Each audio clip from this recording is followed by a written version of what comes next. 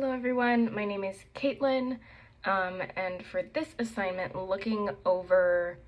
the lesson plan template we got in the instructions, this is definitely something new for me. It's not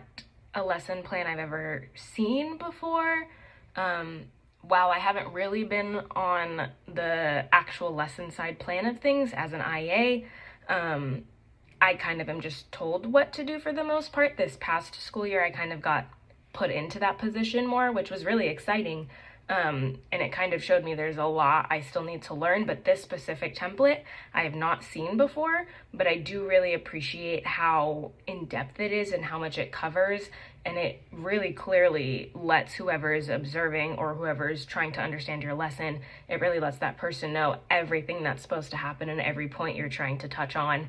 and everything you're going to be doing to make that lesson successful. And I think this template is really, really good at covering all of those things. When I was looking over it, one of the things I found that is probably going to be the most challenging for me is the application of the theories.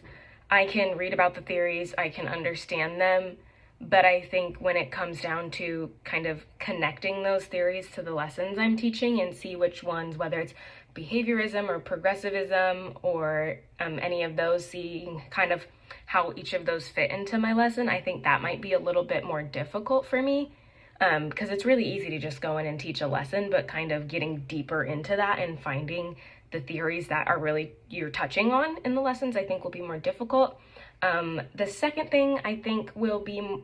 kind of difficult for me is the differentiation. I started my education experience in a special education classroom, so I'm very well versed in differentiation, but again, it was just something I was given and told what to do. So I think when it's time for me to really get into like the nitty gritty and get down to like all the nuts and bolts of the differentiation and how to best support each kind of learner, I think that will be a little difficult for me figuring out who needs what and how to best support those kids. And then I think the last thing that would probably be a little bit difficult for me is I